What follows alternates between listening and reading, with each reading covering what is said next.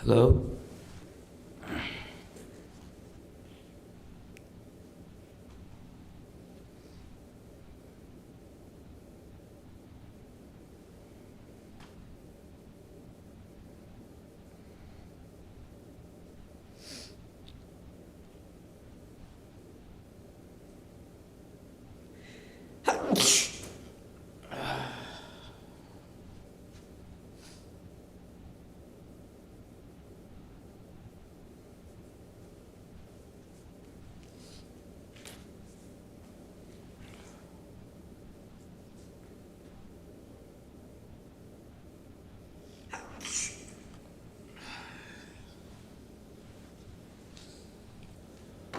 How do I mute myself?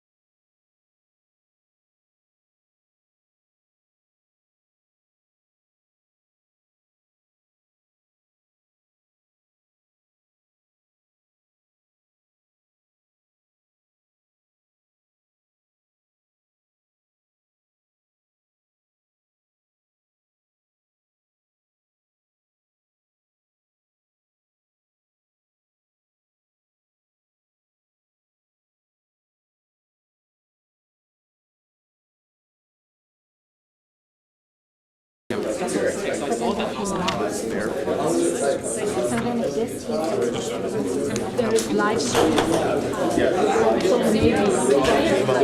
Yeah, but no, you're here, you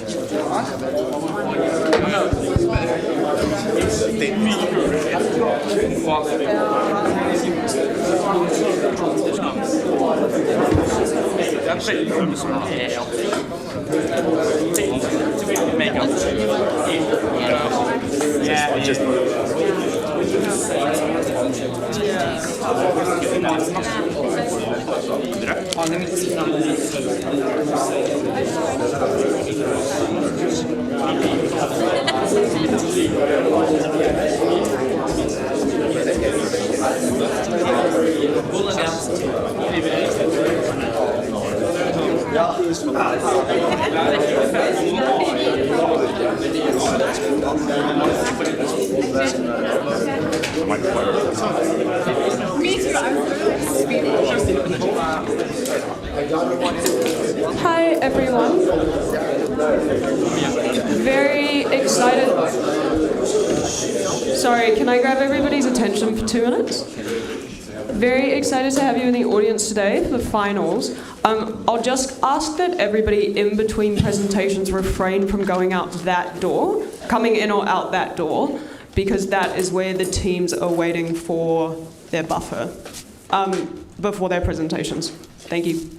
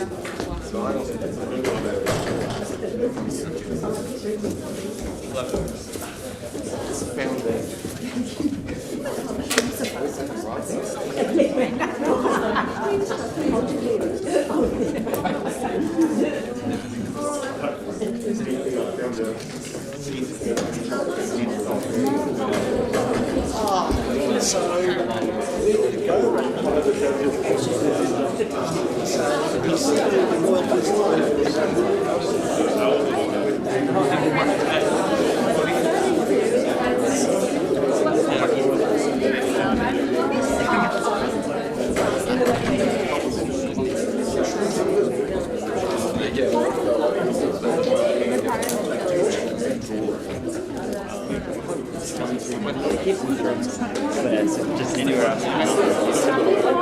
Sorry.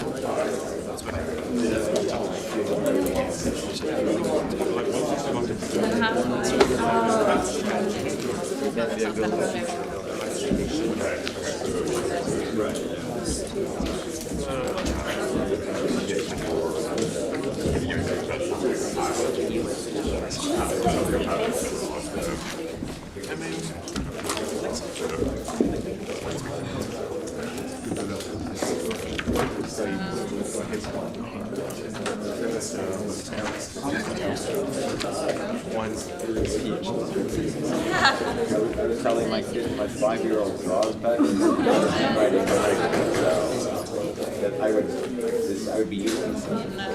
Sorry, if everybody could be silent for the first team to come in, please. Thank you.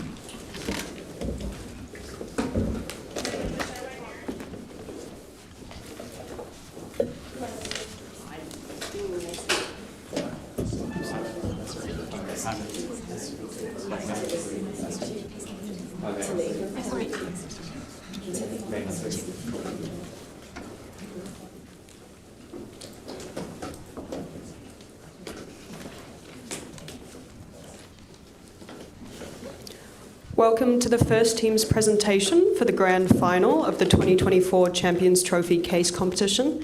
The team presenting now is Team 2A, Kakapo. On the judging panel today, we have Matt Fui, Corporate Development at MetLife Care, Laurie Pedler, Operations Manager at Bupa, and Taylor Brown, Vice President of Strategy at Jarden. The team will have 10 minutes to make their presentation, followed immediately by 10 minutes of Q&A. When you have 2 minutes remaining in your presentation, I will hold up a 2-minute sign, and when you have 1 minute remaining, I will hold up the 1-minute sign. You will be cut off at exactly 10 minutes. Audiences, please remember no audio or visual recording of this presentation is allowed. We also ask that the audience not talk during presentations. Team Kakapo, you may begin when you're ready.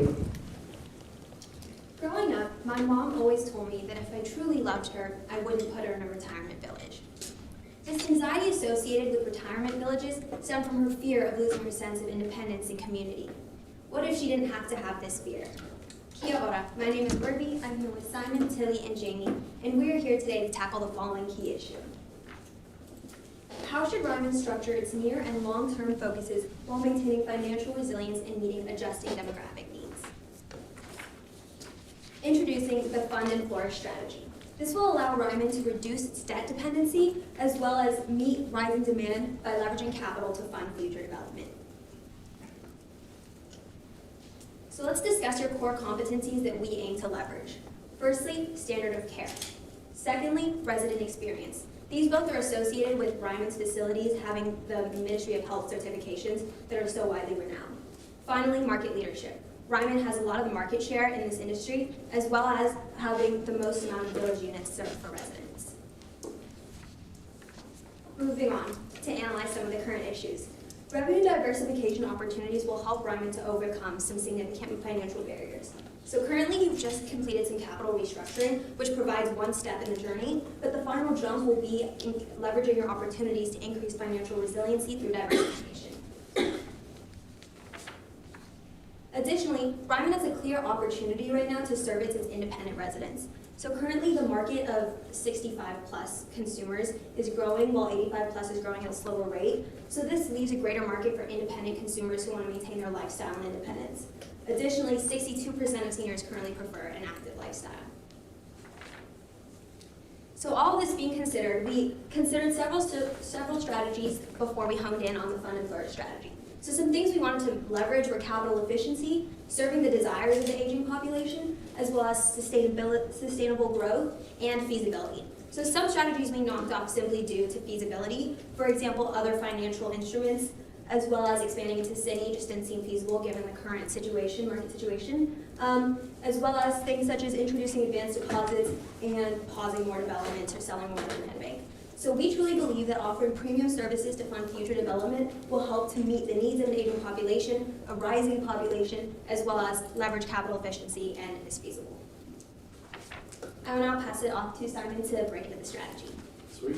I'll be introducing our fund strategy, which is all about generating cash to enable future growth. As Irving outlined, cash is your short-term priority, absolutely. And with the cost of debt these days, with interest rates and macroeconomic conditions, Ryman is going to have to get creative and leverage current assets in order to generate that cash. So we analyzed a couple of different assets, and we found that the village experience was the easiest lever for you to push in the short term. We found that land banks were largely tapped out and had low returns considering low land prices because of interest rate conditions. We found that village units, modifying any experiential part of the village unit itself, had a long lead time considering construction. But finally, we found village experience was immediate and high impact lever for growth. As far as modifying that village experience, or the user experience rather, we propose that you target the independent segment, which we believe is the right priority for Ryman in the short term. And we found that community and entertainment were a couple of the needs of your current residents that were underserved at this moment. So we propose that you offer independent living residents a lifestyle package that would run 3 days a week. It would be all-inclusive and very hands-off for them, very easy. And it would include bowling nights, movies, dinners, and more, just to get them out, get them active, and keep them in community, which we found to be a couple of big needs for the community, and we would price this at around $2,500 per month. As far as the actual logistics of this, Ryman would organize transportation, scheduling and reservations, as well as meals. And this would really provide the guests a seamless experience that was hands-off, group interaction, and that active lifestyle we talked about before. All in all, benefiting the bottom line of your business, this provides immediate cash flows that you can invest in future projects, which we'll talk about later. This will please your shareholders, as it will allow you to continue the issuing of dividends much quicker. And finally, this would attract more potential clients to the independent offering, as it shows that clients can keep their normal lifestyle while still engaging with Ryman Healthcare. And with that, I pass it off to Tilly. Thank you. So when we were looking at how we can bring Ryman into the future, given the new cash flows that we've received, we separated it into two possibilities. So firstly, we believe that Ryman should resume its current paused projects. This is based on the 10-year construction lead time and how we can create the most impact in the most feasible way in the next 5 years. After that, we suggest building new developments, especially in Australia, which we will go on to explain why, focused on a new community-oriented neighbourhood design. The key considerations that we considered looking at resuming builds and new builds are laid out here. A few key ones include locations with a growing 65+ population, since that's what Ryman wants to shift its target customer segment into. Another is geographical diversity. We want to diversify our interest rate risk. And another is lifestyle-oriented housing. So making sure that the architecture itself will incorporate these active lifestyle services package that we've just laid out. So when we were looking at new locations, we were comparing the New Zealand market to the Australian market. So New Zealand has a population of 5 million and has 14 current sites built across the country, 6 of them being in Auckland. However, when we compared it to the state of Victoria, we only had 5 villages built in the entire state, with only 3 in Melbourne. Melbourne itself has a population of 5 million. Hence, we identified Melbourne as a key area of untapped growth. Yes. So when we were looking towards the future, we wanted to change the architecture of the villages themselves to be more oriented around the community. So based on the case study of the Windsor retirement community in the US, we focused it around a clubhouse in the center with independent dwelling units surrounding, as well as incorporated assisted care and aged care facilities, although at a lesser amount. There will also be sporting facilities to encourage this active lifestyle and community, resulting in a more integrated living environment. The process to reach this will include meeting with our architects to develop new plans for builds, finding a site to test the pilot in Melbourne preferably, constructing the site and analysing results and deciding whether we want to roll this out nationally or in New Zealand. The result of this new community-oriented housing plan is that our village structure is aligned to the growing demographic trends in the 65+ population. Now, I will hand off to Jamie to go through the impacts of our strategies. Given that financial resiliency is one of the key priorities you brought to us with this question and key problems, we understand that one of the most important parts of the fund and floor strategy is the impact that it brings. But to get to that impact, we must first understand the steps required to get there, starting with taking a look at the fund strategy. We really want you to prioritize the interests of your current residents and use that knowledge to feel what offerings and services you would include in your package and then launch with the additional hiring of any necessary staff and resources to run the fund strategy. In terms of the flooring strategy, this looks at resuming those current projects with the additional funds and revenue raised from the fund strategy, and then looking at how to maintain the projects you're currently running and in the future go into the expansion that Tilly just talked about. So now what this means for you financially really comes down to the additional revenue brought in from the fund strategy and the service package that Simon touched on. In 2028, this can be expected to reach about $100 million in additional revenue for your business, and the main driver of this is going to be a portion of the residents in your retirement village units, specifically the independent living units, that will be purchasing the package, with the percentage of those that do increasing over time, given that they see the community they're surrounded with enjoying the offerings and wanting to join in on the fund.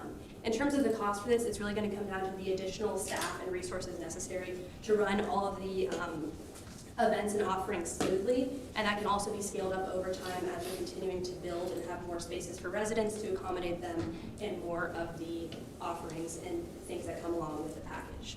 But the impact goes beyond just these financial measures and really comes back to some of the other key performance indicators that you mentioned were a priority, such as the village to age care ratio. We recommend in your new buildings, as you further develop, that you increase the ratio of the independent living units from 10/14 of your total units to about 12 to really accommodate this, and this can be filled with the occupancy demand generated by this new service package you're having. Additionally, the impact also extends to more non-debt funding, which we know is very important for the long term with the additional revenue from the service package. And finally, meeting the demographic needs of your target customer as you're offering more of the independent lifestyle needs through the service offerings. The Fund and Floor strategy not only seeks to improve your financial resiliency and impact, but it also comes back to your core purpose of improving the premium life satisfaction of those such as Irby's mother, who are soon to be part of the retirement population. Thank you, and we are now open for questions.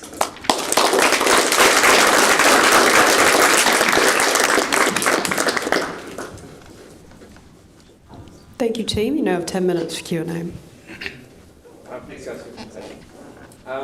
My first question is, so our residents already pay a food management fee on your ongoing sum. They also pay a weekly fee as well. So this is in addition to that?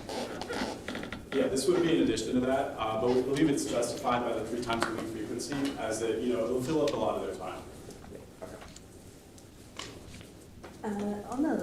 On the lifestyle package, I guess, how do you see that competing with kind of how they would currently live today? I guess, say they have a gym membership elsewhere, how do you intend to convince them that they should go with this package versus how they live and continue independently today?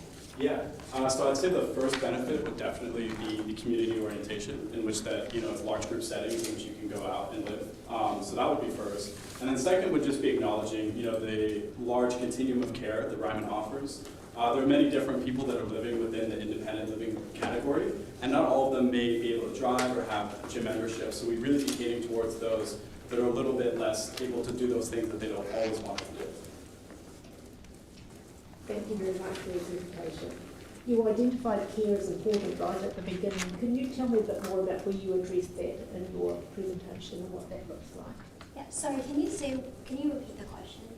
You identified care of the residents as important right at the beginning of your presentation, but can you tell me more about how you see that being addressed, please? I didn't grasp it more in your presentation.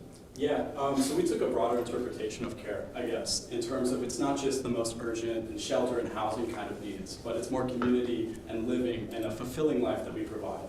So we believe that our first recommendation really encompasses a comprehensive care for our residents. Thank you. So I understand these packages won't be compulsory.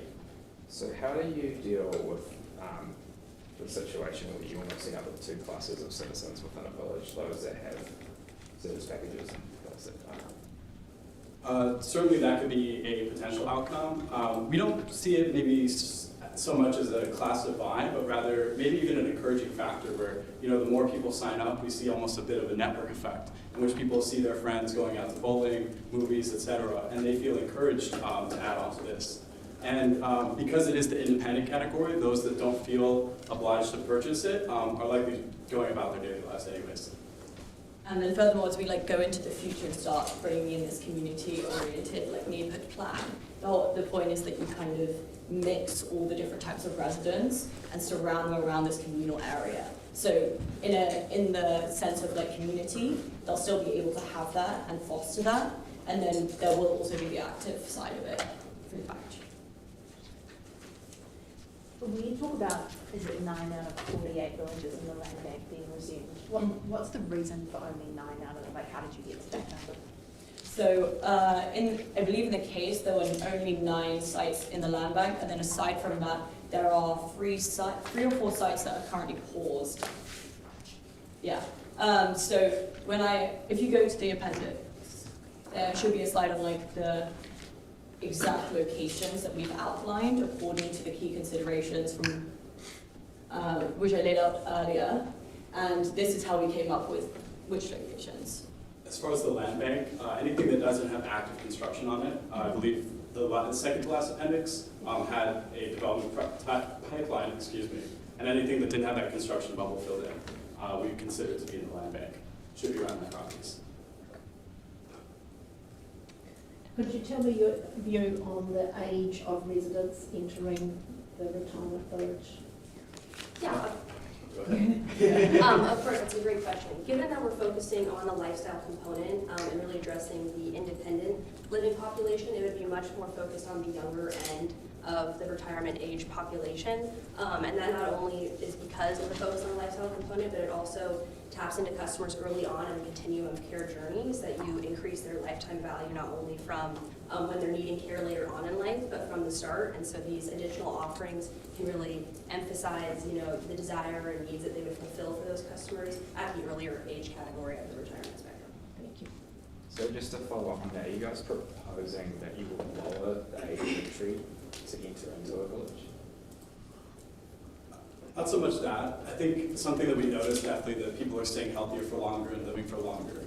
We just propose that people, maybe enter the kind of ecosystem of care that we offer a little bit earlier by increasing the independent offerings, if that makes sense. We found that a big barrier to entry was sacrificing your current lifestyle for someone who might be on the precipice, maybe 65 to 70, and could feasibly live at home, making it an attractive offering for them to join independent living. That was more our goal. And sorry, just one more from me. So the majority of residents will be retired, right? So how are they funding? How are they paying for this service package? Yeah, that's a great question.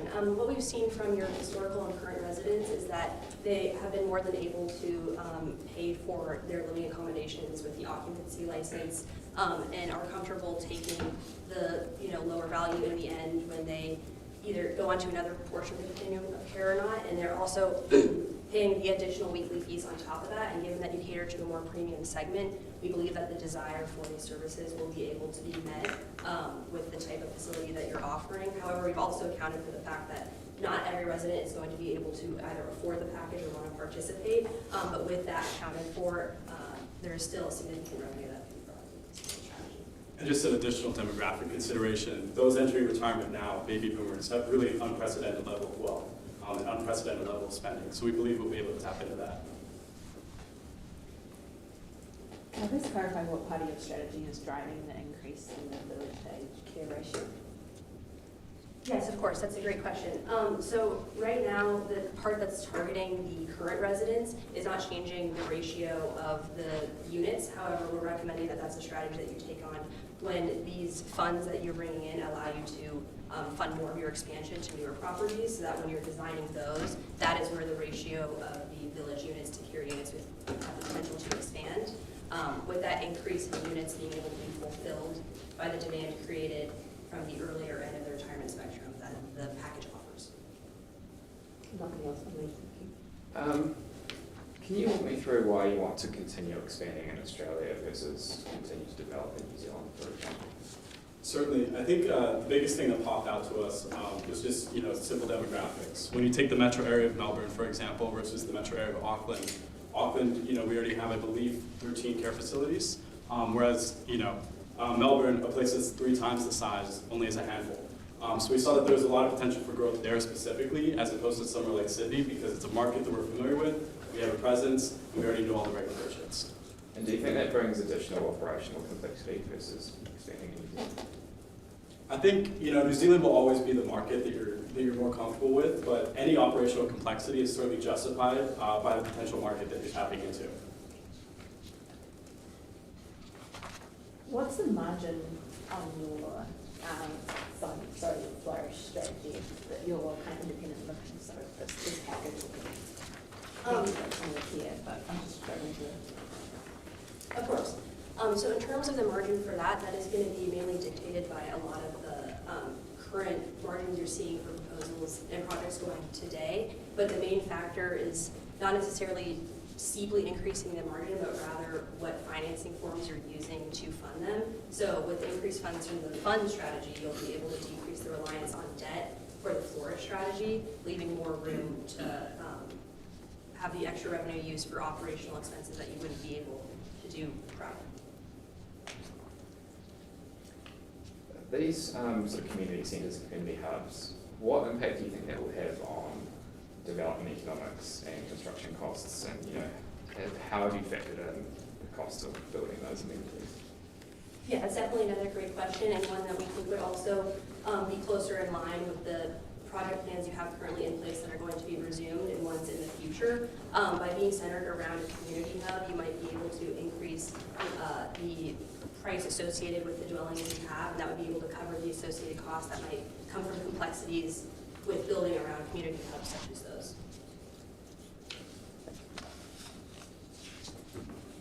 Given the gap in the demand, the gap in demand and supply, why have you chosen to continue with the strategy of selling more of the land bank? Or have you suggested it would work well? I believe we discounted any land sales. We said that was an ineffective lever. So then in the appendix, when you decided to continue to sell, I think this. Oh, there's already sold units. Oh, okay, sorry. Further. Okay, thank you. And any thoughts around sort of how many units we're building each year? Should we increase it? Should we decrease it? How should we think about what we're delivering in the future? Sorry, thank you team, that's time.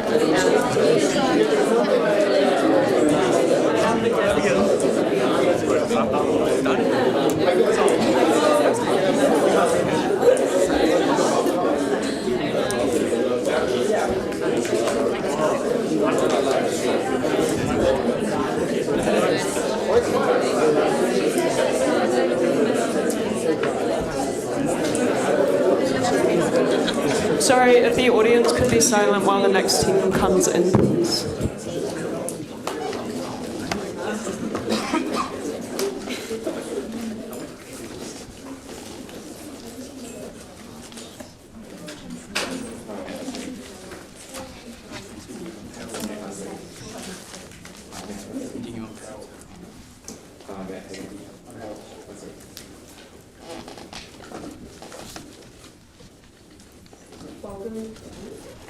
Welcome to the second team's presentation for the grand final of the 2024 Champions Trophy Case Competition. The team presenting now is Team 4C, Protet. On the judging panel today, we have Matt Fui, Corporate Development at MetLife Care, Laurie Pedler, Operations Manager at Bupa, and Taylor Brown, Vice President of Strategy at Jarden. The team will have 10 minutes to make the presentation, followed immediately by 10 minutes of Q&A. When you have 2 minutes remaining in your presentation, Freddie will hold up a 2-minute sign, and when you have 1 minute remaining, Freddie will hold up the 1-minute sign. You will be cut off at exactly 10 minutes. Audiences, please remember no audio or visual recording of this presentation is allowed. We also ask that the audience not talk during presentations. Team Protet, you may begin when you're ready. All right, so good afternoon, panelists, as well as our fellow competitors. We are Team Protet and we're extremely excited to presenting our solutions to you today. Now, upon reading the case, I immediately thought about what I envisioned for myself 50, 60 years in the future. And what I saw was actually a good roof over my head, access to healthcare, and most importantly to me, a community of friends and family that I could spend time with. And this is exactly what Ryman Healthcare tries to provide their consumers. However, we see that in an industry that's very capital intensive and also takes a long period to realize cash flows, there are several key questions we need to answer when it comes to strategic direction. So firstly, in the next 5 years, should Ryman Health focus on Australia or the New Zealand market? Secondly, when we look at 5 years and beyond, how can they build financial resilience in the midst of market challenges as well as changing demographics? So on to the first question of Australia and New Zealand. Now we evaluated both markets across 5 different factors. So the first is the size of the aging population. Secondly, profitability in terms of the average house prices there. And the other factors we looked at was also the room for growth, strength of competitors, as well as our existing reputation in the market. Now based on these 5 factors, we see that we should actually focus on the Australian market moving forward. Next, when we look at the next 5 years and beyond that when it comes to financial resilience, we see that Ryman has actually already done so through their strategic reset. However, we believe that there's actually more opportunity for us to build financial resilience by looking at 2 main things. The first is the changing demographics, which I'll touch on now. So what we see is that traditionally, Ryman, the demand for retirement homes from Ryman has actually been driven by baby boomers who are very financially stable and have a lot of financial ability to purchase these homes. However, we believe that in the future, this isn't going to continue being the case. So what we see is that in the next 10, 20 years, there will be a new generation, those from Generation X, who lived through multiple recessions during their working lives. And so we see that there are 2 different types of consumers that Ryman Health needs to target in the future. So firstly, it's those who likes planning for the future and are very financially savvy.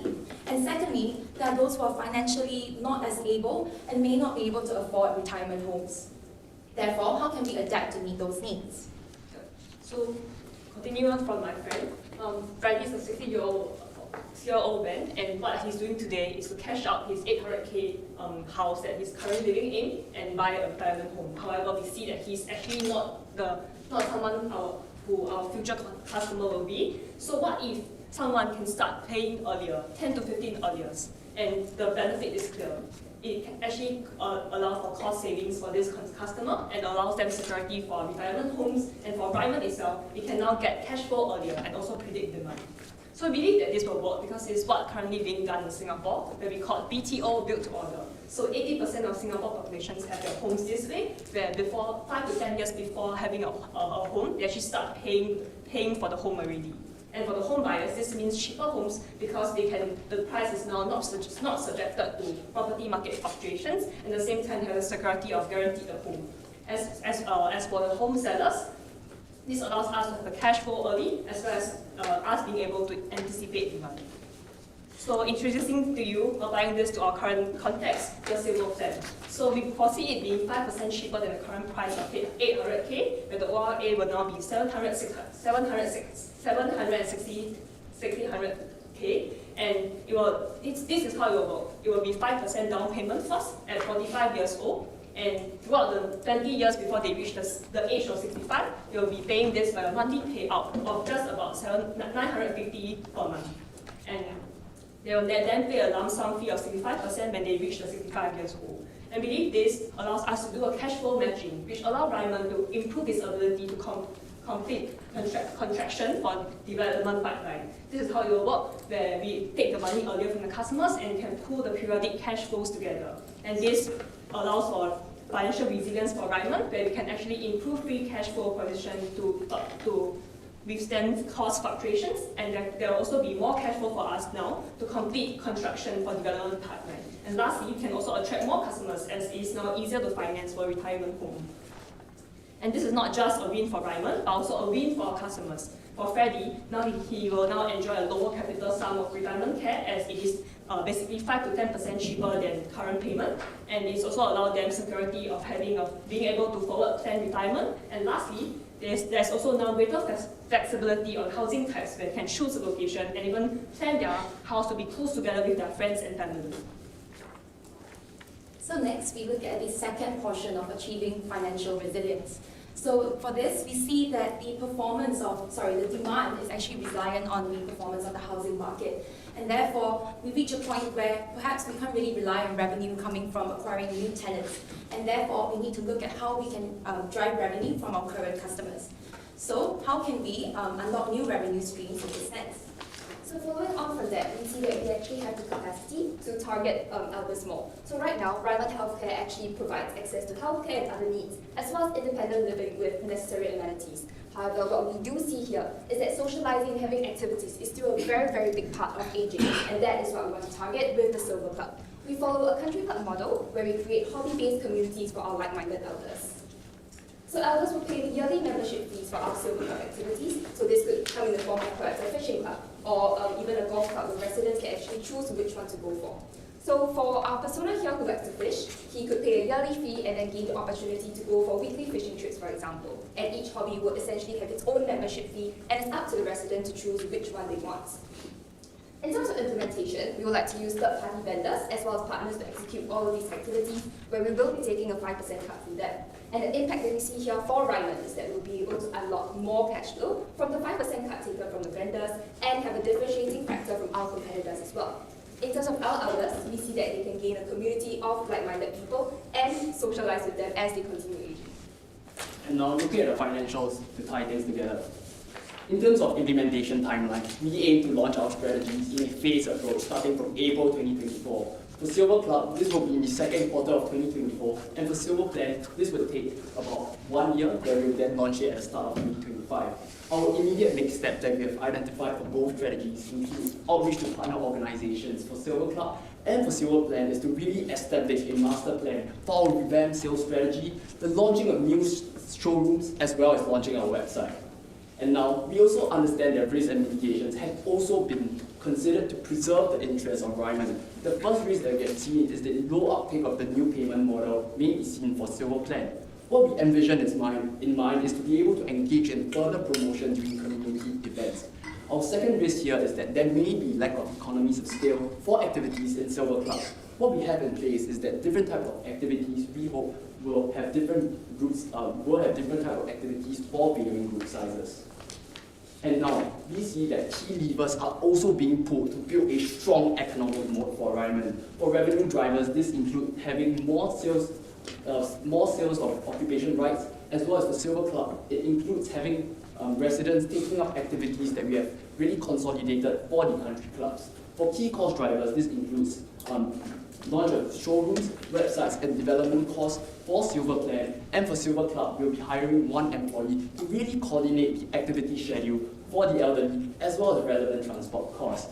And we see that for both Silver Plan and Silver Club, this will help us improve our existing cash flow profile and diversify our revenue stream. Here on screen is an incremental 3-year profit bridge where we are able to make 87.8 million in 3 years by 2026. We expect that this is driven by costs that tapers post 2025, given that showroom costs have been front-loaded, as well as envision improved operational efficiency. And next, we also see that we are able to unlock white space with our new payment plan and the activity club that will really drive our top-line growth to the next level. And lastly, we see that diversified revenue stream increases our financial resilience. And now, today, Ryman has taken the right step forward in introducing a strategy refresh. Tomorrow, it will introduce the Silver Plan, which will allow it to unlock cash flows early and improve its balance sheet health, as well as Silver Club, which allows it to create communities for different hobbies and to unlock that revenue white space. And in the future, we envision Ryman to really consolidate market share and to become the leading retirement operator in key markets that operate in across the world. Thank you.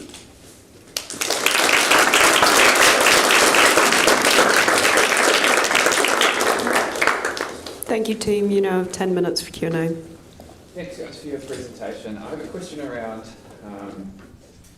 the build-to-own model. So are they paying over 20 years?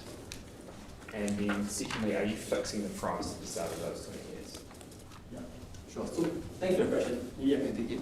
So I think in terms of pricing, what we're able to do is really stretch out that payment time frame that we have. And what they do is that they pay periodically in terms of monthly payments as well as a lump sum at the end.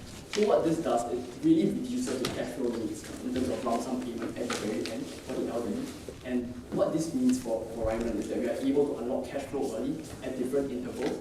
And by unlocking cash flows early, we are able to give these elderlies a capital sum just because the present value of our cash flows that we are receiving is much higher than as compared to taking a lump sum payment at the end of 20 years. But that ultimate capital sum, that will be fixed at the beginning of the 20 years? Yes. Okay. So just to share some of our considerations, so we did recognize that fixing the sum might affect how much we can earn in the future as well. So actually what we envision for it is actually having a proportion that would be based on this system, whereas the others will be done as it's done currently. So that helps us to take advantage of the market when it's in our favor, but at the same time help with predicting demand as well as targeting these customers. To follow on from that, so I guess how are you then managing over the 20 years kind of any increase in costs or basically cost-based supports? I mean, how are you fixing that price then ensure that the revenue works in 20 years' time over that period? I guess is the, are you two are going to fix it completely or not? Yeah, so maybe I can just quickly add on to what my team has mentioned. So for some of the projects that we'll be doing, we'll be fixing it at a certain price, and for the rest of the projects, we'll be doing our status quo business model. So in terms of, on your question on unexpected cost increases, we note that development costs, for example, in key markets in New Zealand and Australia, may flex up and down. So I think what we have here is really a predictive system where we really look at past history of projects that have already been built in these key markets, in these different cities and states, and to really see how that cost has flexed up and down. So in terms of what we have shown in terms of our revenue, in terms of our house cost, from the perspective of a consumer, this cost is not is an arbitrary number in terms of looking at an example. But what we are able to do is using this predictive model of looking at how costs have flexed, we are able to flex that price up and down in terms of offering that to our consumers. Thank you for your presentation. Ryman identified care as important in their model, and you alluded to that at the beginning. How do you see that fitting within the model that you have described? Sorry, I couldn't quite catch the question. Do you mind repeating it, please? Ryman identified care, so looking after people or providing care within their villas or apartments. How do you factor that into your model?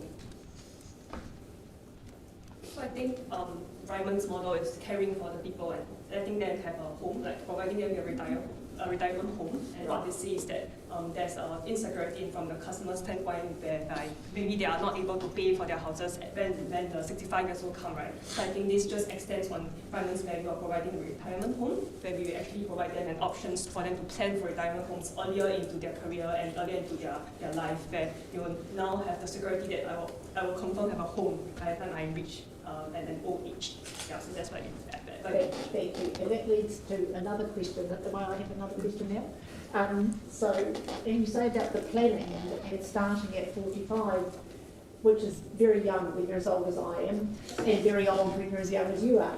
But the way that Ryman currently make money is around that turnover of those villages. So that's a huge commitment coming in at 45, and I guess that was the question around the fixed term. How do you manage an exit out of that yet maintain the income? If people don't want to continue, if they start at 45, what impact is that going to have? Yeah, sure. So maybe I'll take on that question. In terms of having that premature end of the payment contract, so we have definitely acknowledged that in terms of life plans where as an elderly you choose to stay with your children.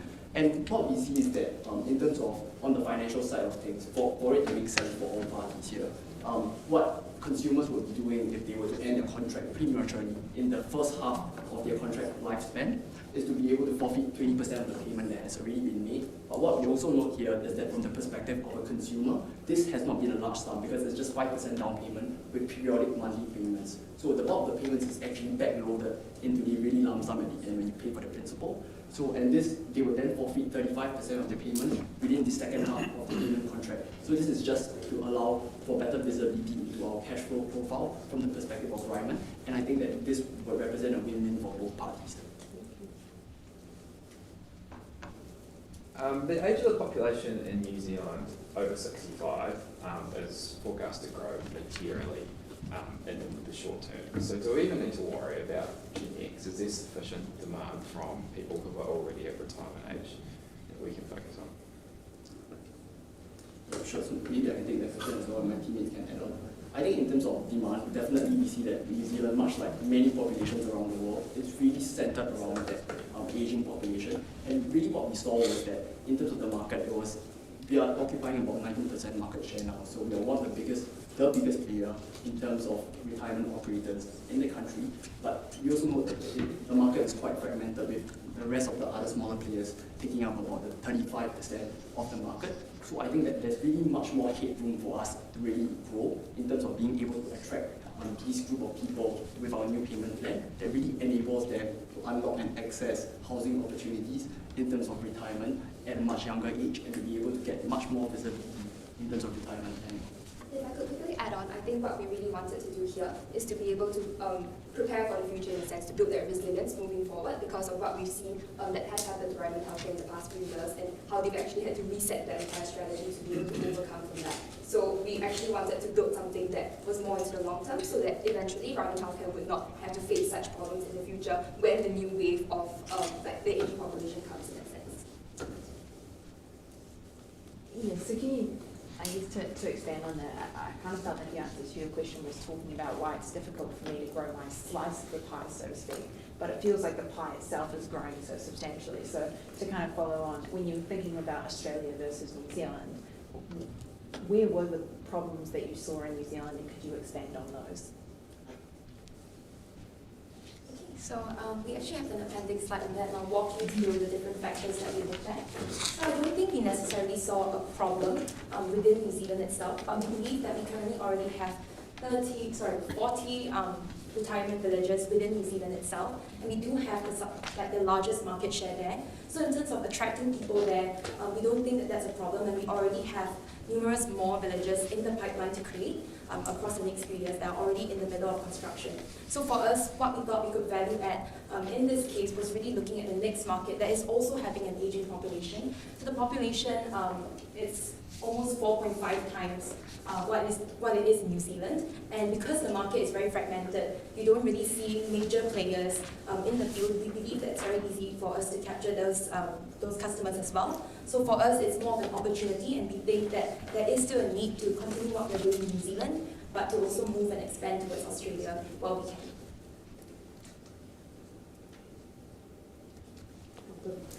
These Gen Xers you're targeting, presumably they have a mortgage already. So how are they going to be able to afford both paying a mortgage and then paying for their future retirement at the same time? Yeah, so we actually done the math for 20 years of monthly installments. Actually cost them only $950 to pay per month. And we also have tiered options that they can choose to opt for in the case of different types of affordability from our customers. So that depending on their needs and financial stability, they can pay in increments. So like if you think that at the age of 45 you still have your mortgage to pay, you can actually pay for lower interest of 5%, lowest part of 5%. As you grow older and have more cash, you actually opt to pay an increment of more percentage of your retirement home plan, which is increment of 8% or 10% as you move nearer to your retirement age. Thanks. Just conscious of time, on your Silver Club, how do the funds flow exactly if we're charging for the fishing club itself, but then we're taking a cut from the vendors? How does that funds flow? Yeah, sure. So maybe I could just give some quick color in the interest of time. So what we are doing is that in terms of consolidating this activity, so fishing, bowling activities for these country clubs, we are taking a 5% take rate from this entire volume of transactions, so to speak, in terms of the number of elderly that sign up. So that we believe will present a diversified revenue stream for us in terms of really having that financial resilience. So you're only taking 5% of your 3K, and then how is that hitting your bottom line in terms of growing cash flow? Yeah. So in terms of our bottom line, we expect that in the next 3 years, this will bring in about 800,000 in New Zealand dollars, just from taking the. Thank you, team. That's time.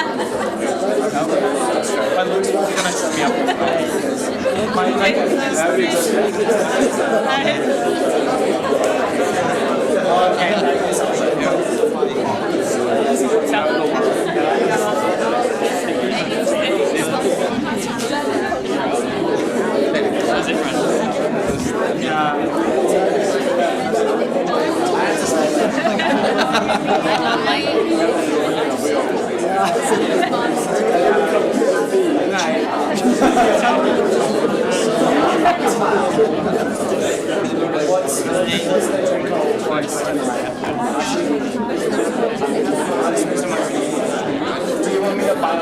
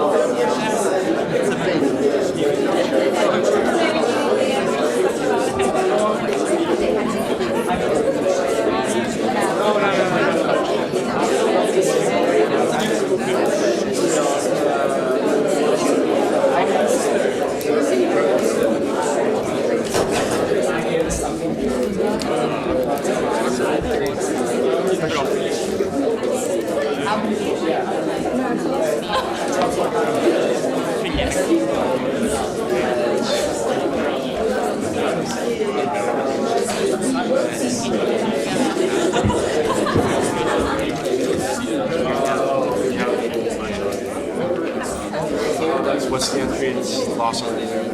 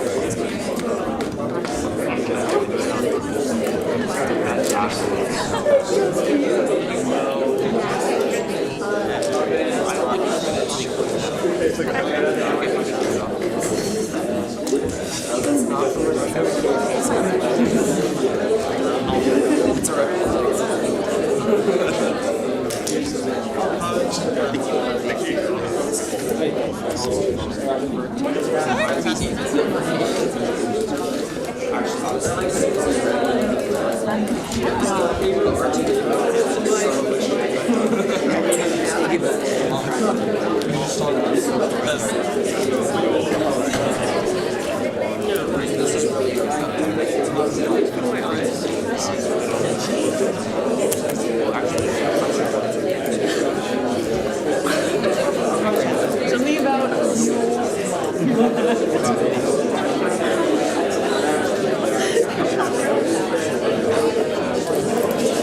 the next team is coming in. Silence, please.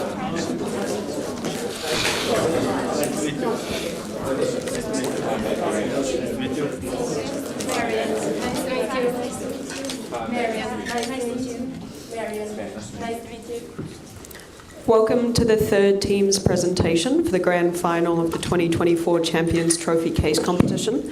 The team presenting now is Team 1B, Rudu. On the judging panel today, we have Matt Fui, Corporate Development at MetLife Care, Laurie Pedler, Operations Manager at Bupa, and Taylor Brown, Vice President of Strategy at Jarden.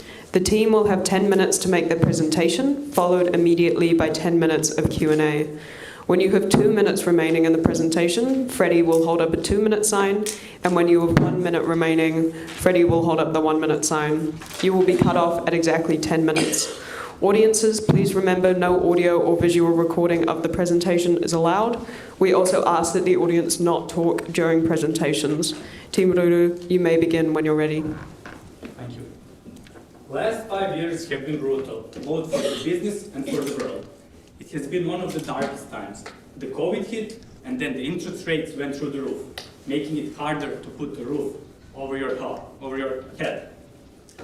And when the times are dark, the businesses naturally want to pull back. But one thing that they need to realize is that the night is the darkest before the dawn. Those who go ahead during the dawn, they are the ones who get to witness the most beautiful sunrises. Ryman Healthcare was built on a single thought. What would I want for my mom?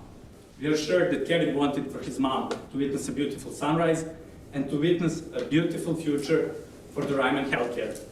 Now is the time to move forward, not hold back. Ryman Healthcare is a leader in retirement village operations in New Zealand, and it has been repeatedly named as the most trusted brand in aged care. And Ryman Healthcare should really leverage on its capacity to build even more brand awareness and leverage on its brand reputation. While looking at the current business model, we can see that there are two key revenue streams now. One is from the caregiving and the other from real estate properties. In the caregiving segment, you already achieved excellence and your customers love you for that. But in the real estate property, we can see that this market is very unstable and poses a risk for further growth. While analyzing the ways that we can increase your revenue, we have, of course, posed for two segments. The first one is increasing the number of customers. But currently, if we look, we see that there is already a 96% of the occupancy rate, which means that there is not much room for improvement in the short term. On the other hand, if we increase the price, that would mean that we have to increase the price of your current services or introduce a new one, which usually have low margins, and also it is just a small part of the revenue that could be increased for you. So that means that currently, Ryman Healthcare has an unsustainable business model that puts its shareholders at risk. And also what we need to see here is that for the further growth, we need to get over this obstacle. And in order to put Ryman Healthcare to the front row of the elderly healthcare in New Zealand, Australia, and even wider. We propose to you our strategy, Back to the Roots, which is introducing a franchising business model to Ryman and also expanding to Australia and US. All of this will impact with a $25 million revenue by 2030, also 60K residents just in the year of 2030, and also $82 million for this land sales. Milos, can you please walk us through our strategy? Thank you. Faced with such a challenging question regarding financial resilience, we understood that this is actually an industry problem. That's why we wanted to dig deeper into Ryan's business model.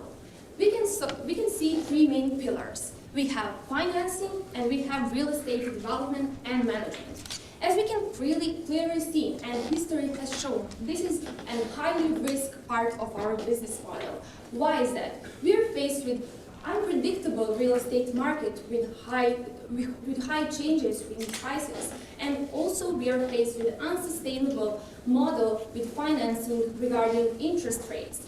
All of this leads to unsatisfied shareholders.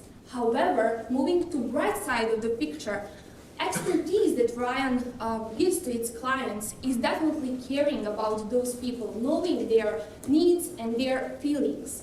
On top of that, they're proposed to be most trusted brand in previous 10 years. All of this is circled with know-how in trained staff homegrown. So we ask ourselves how we can fully leverage on those expertise and look to bright pictures while lowering the risk from the red ones. So we are proposing franchising for Ryan Village Retirement. So how is this going to look? First of all, we are going to form a unit of team of experts that are currently working in Ryman in order to have quality control unit and of course knowledge transfer one. Second of all, we want to really stay in New Zealand and utilize all the potential it can gain. We can try out new services, we can gather feedback for our clients and make New Zealand a center of excellence. On top of that, we want to really disassociate core business from underlying risks. So, digging deeper into how this is going to be implemented, we are introducing you with real estate investments trusts. So this concept is already benchmarked in the industry. So Ryan does not need a know-how in approaching such a big clients. We only need to hire CBRE, for example, in order to get in touch with those real estate investment trusts. So further on, all the risks that we previously mentioned is moved to this part of companies, and now they are building their retirement village and fully have know-how in controlling those assets. On the other side, we are providing them with unique quality services, quality control services, and of course, transfer of knowledge. So who is going to do this inside of the company? We know that this kind of business model change will lead to HR structure change. So we will form the team of experts consisting of Chris Evans, who is currently CEO of Development and Construction, to make location and building standards for franchise, and also Mary Ann Stone, who know how to all clients get the same client experience, and Bill Walsh, who is an expert in providing retirement villages with trained staff. Next, we wanted to show you how we are proposing to go to another markets. In the phase one, we want to leverage on current existing Australian market and push beyond the borders of Victoria. And in this phase two, we want to enter a new market, which is USA West Coast, since it has similar cultural fit, and of course Canada. All of this with low entry barrier levels for our business, which will lead to lower risk and sustainable business model, eventually leading to financial resilience. The whole purpose of this is to have satisfied our shareholders. So, you probably think it's a really huge step for now, but let us begin with the starting bridging step for that strategy. So how can we do that? First of all, we are going to sell currently 12 Ryman sites. And why are we doing that? This is a way we can generate more capital for payment of dividends, as well as franchising and offloading liabilities.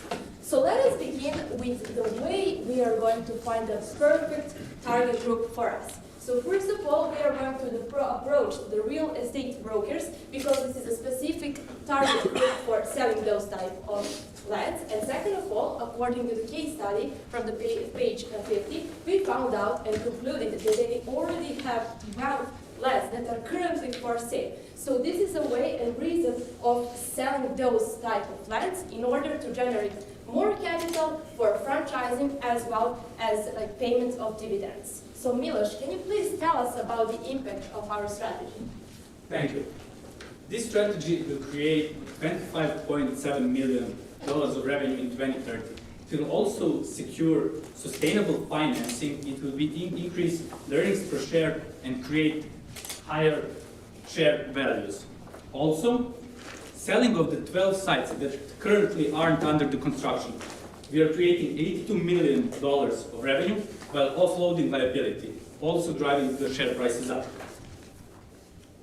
This strategy will bring us 1,200 new villages globally and increase our footprint. We will have 60,000 residents. To summarize everything, when looking at this business, there are 3 key pillars. 2 are presenting issues. 1 is the thing that's driving the business.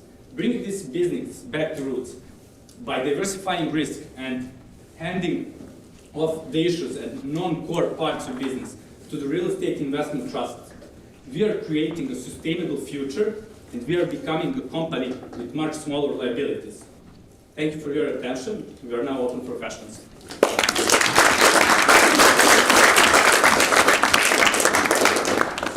Thank you, team. You now have 10 minutes for Q&A. Thanks guys for your presentation. So if I understand this correctly, the franchising model is effectively bringing in third-party capital to the developed villages. Why don't we just raise that capital ourselves and continue to do what we've done successfully for the last 20 years? Thank you. That is an excellent question. Looking at all of the global businesses, they have a high dependency on the real estate across the globe.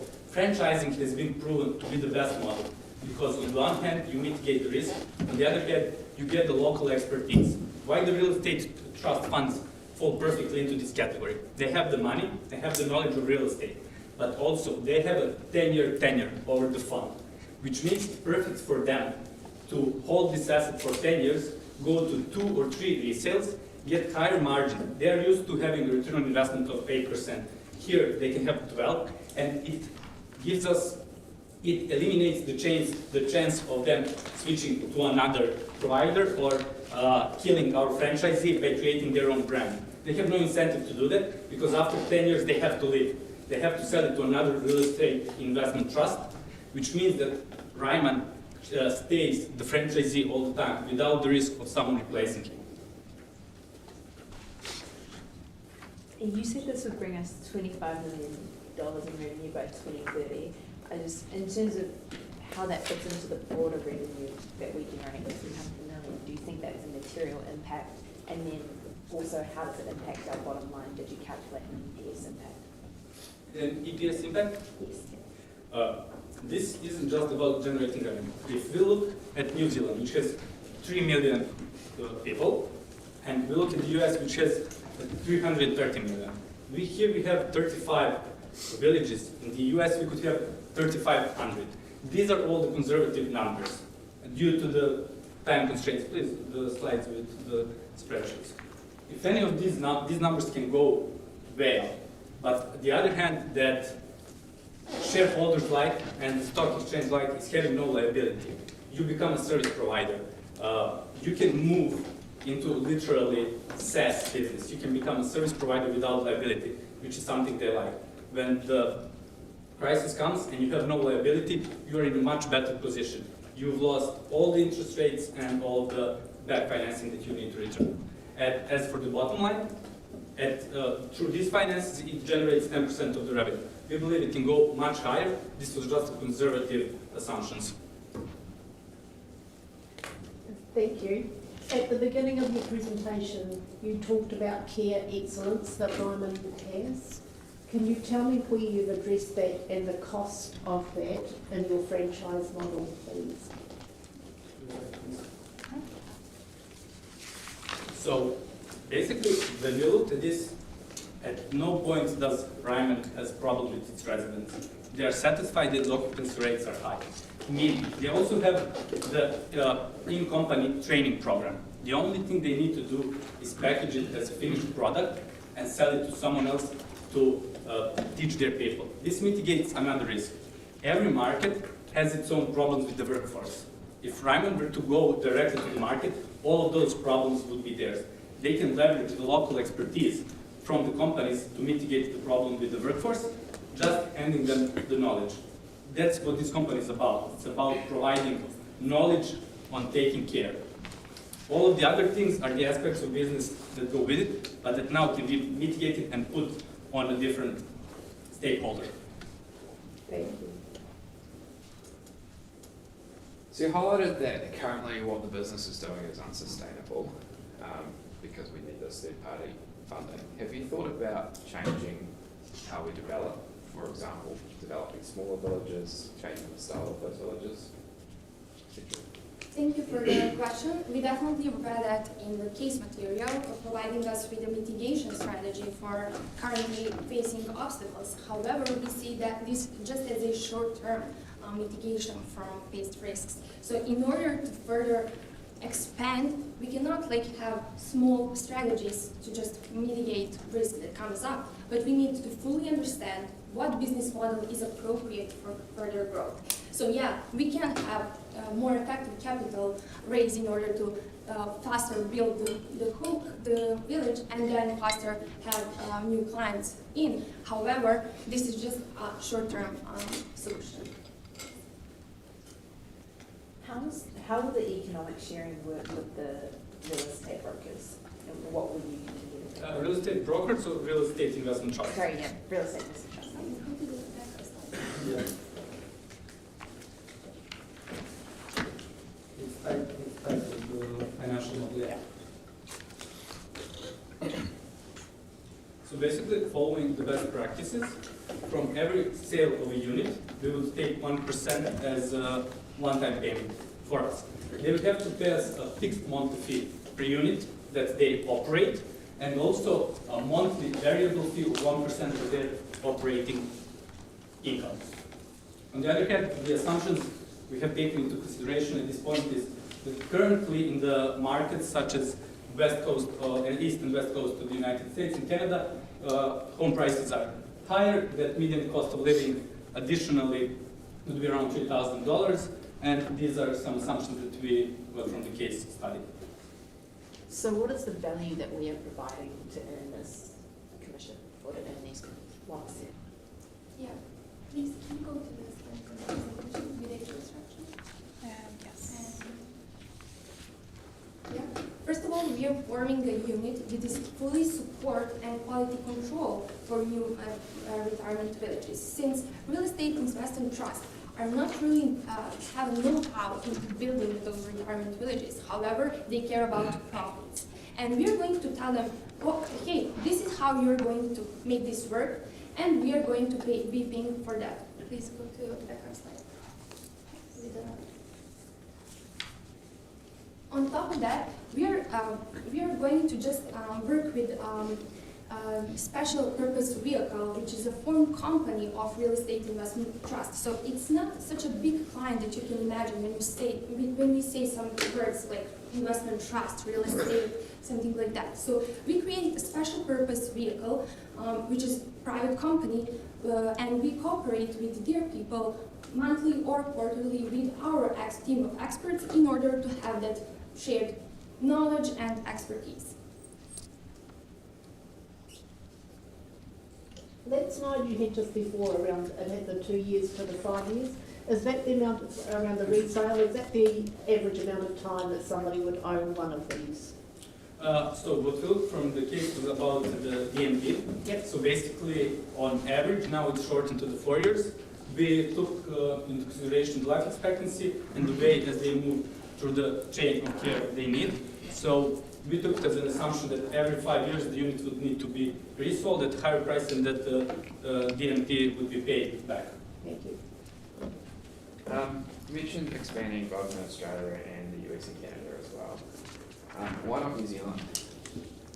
Sorry? Why not New Zealand? Why not just continue to expand in New Zealand? Do we even need to go to the US and Canada? Yeah, thank you for the question. Just to clarify, we are not exiting the New Zealand market. We want to stay here without franchising because here we, Ryan, know the people they are providing. So they have better feeling with their clients and they can adopt faster because all of the employees right now in the Raymond are New Zealanders, except the Australian division. However, we want to fully dig deeper into currently existing villages in order to try out new services and expand portfolio. However, when it comes to expanding, we saw enormous cultural fit in retirement plan for the elderly. That's why we want to expand new markets easily and with lower risk and lower costs. So just so I'm really clear, are we going to continue to build new villages in New Zealand as well as expanding overseas, or are we just keeping what we've got in New Zealand? Yes, sure. Yes, basically we benchmark here IKEA. In its core markets, the Scandinavians, IKEA operates their own stores. They use it as a center of excellence where they can test new things and gain knowledge that then they transfer to their franchisees. We're proposing the same. You keep operating all of the current villages in Australia and New Zealand, and you use them to test out new things, new approaches, and to develop best practices that then you spread out globally. The part about the offloading and sales comes for the 12 lands, plots of land that are currently not under the construction. What did you identify as the core way that Ryman makes money? Okay, sorry? I guess, yeah. Sorry, thank you team, that's time.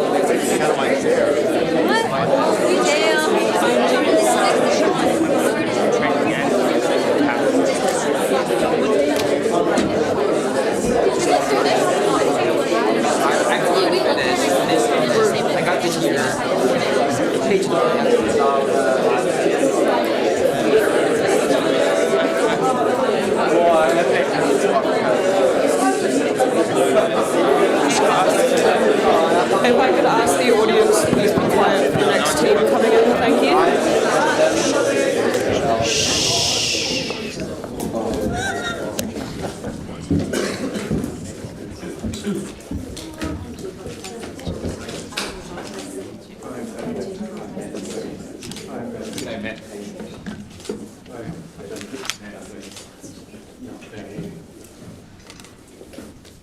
Welcome to the fourth team's presentation for the grand final of the 2024 Champions Trophy Case Competition. The team presenting now is Team 3A, Takahe. On the judging panel today, we have Matt Fui, Corporate Development at MetLife Care, Lauren Pedler, Operations Manager at Bupa, and Taylor Brown, Vice President of Strategy at Jarden. The team will have 10 minutes to make their presentation, followed immediately by 10 minutes of Q&A. When you have 2 minutes remaining in your presentation, Freddie will hold up a 2-minute sign. When you have 1 minute remaining, Freddie will hold up a 1-minute sign. You will be cut off at exactly 10 minutes. Audiences, please remember no audio or visual recording of the presentation is allowed. We also ask that the audience not talk during presentations. Team Takahe, you may begin when you're ready. So my grandmother lives in retirement village, and she's been telling me how she's living her second life. And it applies to not only my grandmother, but worldwide, and especially in New Zealand and Australia. We see the aging population is growing, and segment is wanting to live in retirement village using their disposable income. And Ryman Healthcare has been really successful by becoming the #1 market share in New Zealand, and also offering the #1 high quality products. Now, what is next for Ryman? We believe we can drive short-term resilient growth for Ryman as well as long-term sustainable growth by offering Ryman Silver as well as capturing golden opportunity in Australia. And we believe it will result in successful financial results as well. So if you move on to the next slide as well, let me first move on to what are the short-term headwinds Ryman is facing right now.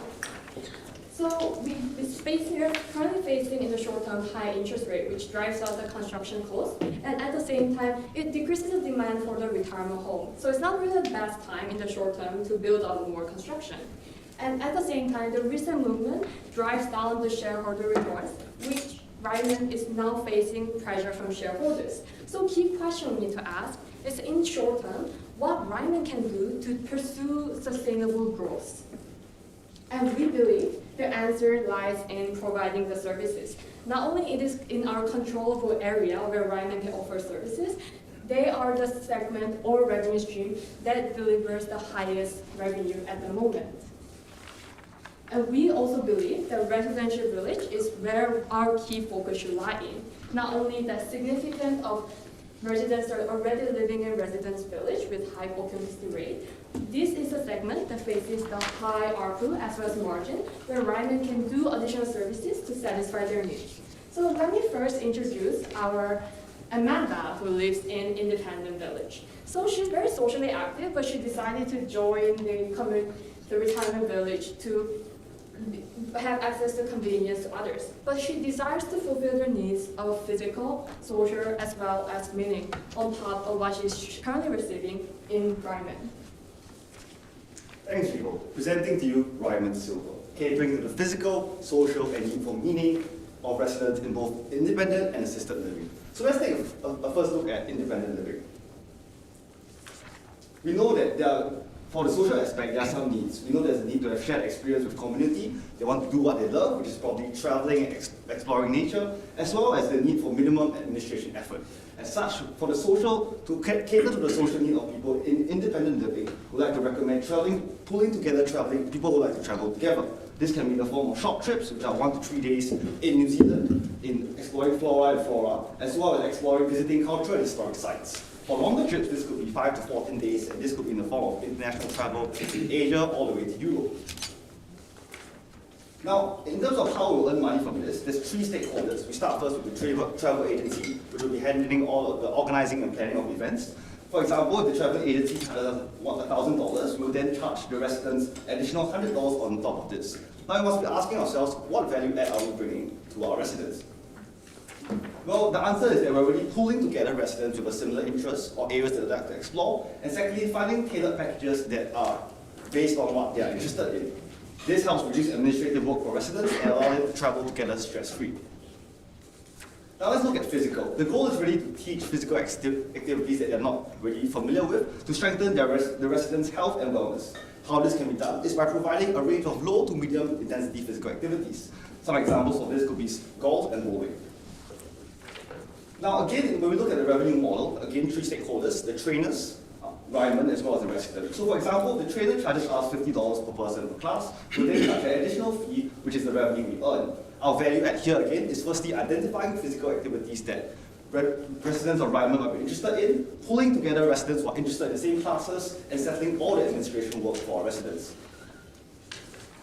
Lastly, we look at the need for meaning. We know that people, especially residents of Ryman, would like to find activities of purpose and contribute back to society. Therefore, we believe it's important to organize volunteering activities for residents. This could be in the examples of things like beach cleanups.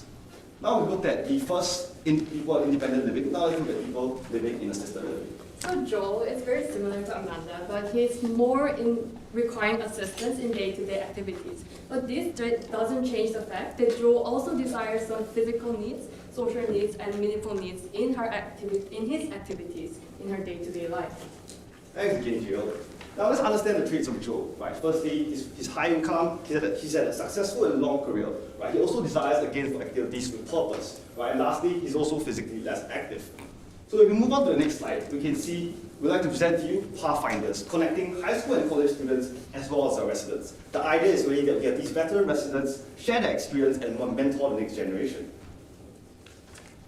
Now, this is an example of what could happen, right? We're looking at Joe, who's an 18-year-old and is really just unsure of what he'd like to do in the future. However, he does know that finance does interest him, and therefore, we partnered him and matched him with Ryan, who's 60 years old, right? He's had 50 years of experience in investment banking and another 10 years in corporate finance. Where Ryan comes in is partnering with schools and matching members and mentees with similar interests. Now, in terms of impact, there's twofold. On the resident side, the residents can participate in meaningful activities and give back to society. And for Ryman, we increase our value proposition as a provider who's really looking to increase and provide the best care for our residents.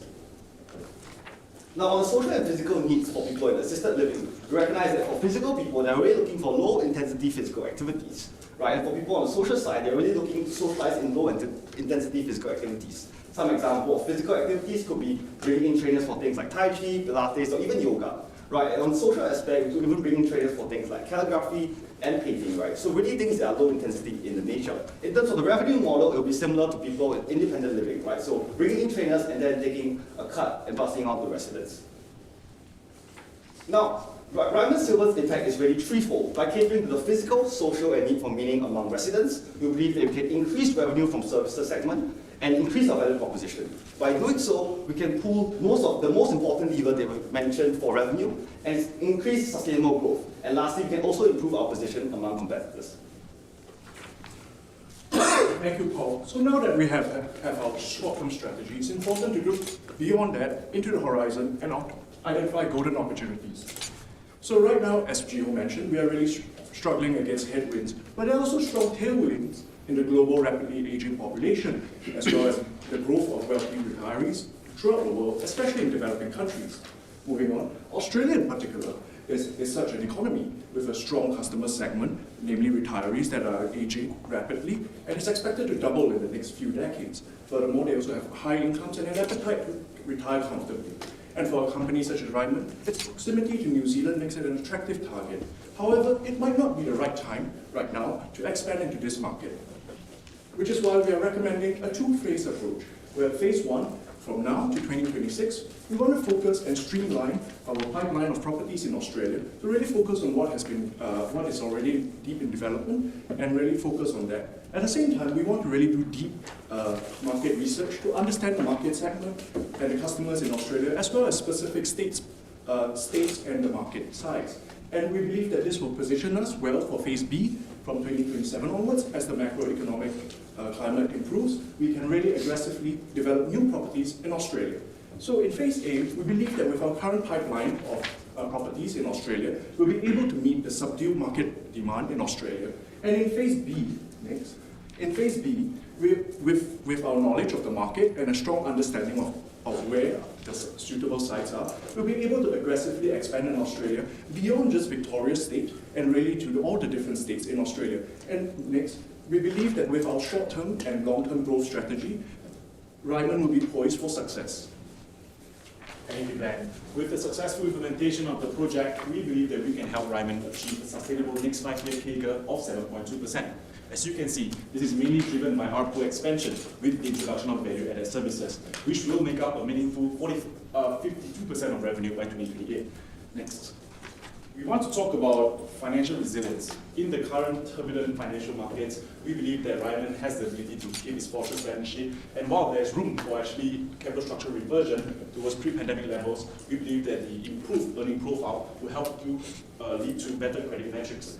As a result, we can also see that the return on invested capital will increase meaningfully, and we believe that it is actually sufficient to cover shareholders' expected cost of capital in the future. To conclude, Ryman has come a long way since its humble beginnings. In order to achieve its next leg of growth, we have identified ARPU growth to be the main lever that we would like to tap on. We believe that we can achieve 45% ARPU growth and have much more diversified revenue mix. And at the same time, we do not let go of... Thank you, team. That's time.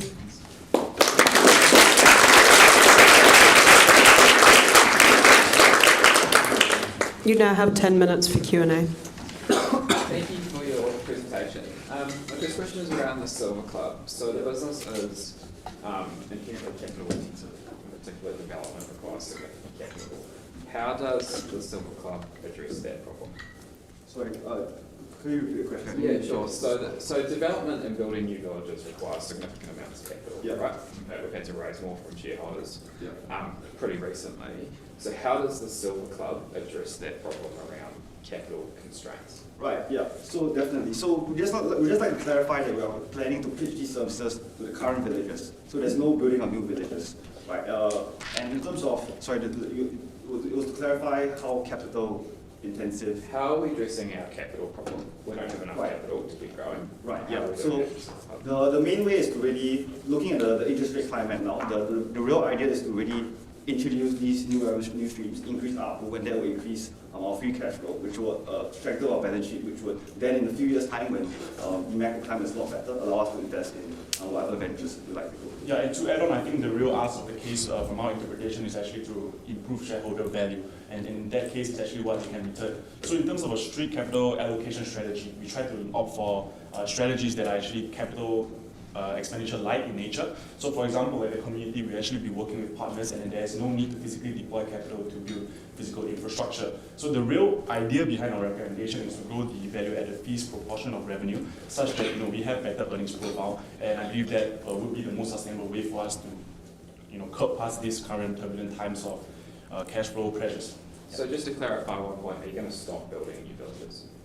The strategy now would be to continue whatever status quo strategy we have, which is to still continue building whatever was given in the case, both in New Zealand and Australia, but not to give any additional properties. The additional properties compared to whatever is already given in the strategy as mentioned will only come in the later years.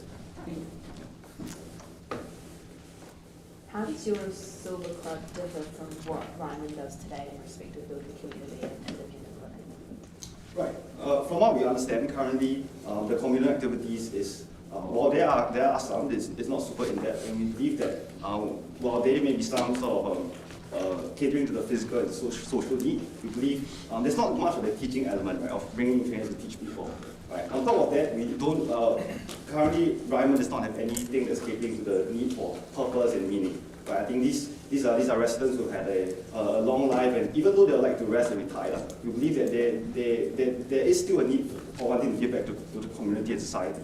And that's where we really bring in things like Pathfinder, where we bring residents and people in the high school and college student ages, as well as organizing volunteering activities to allow them to, not just travel and take a walk, but also do things that they feel like they are really giving back to society.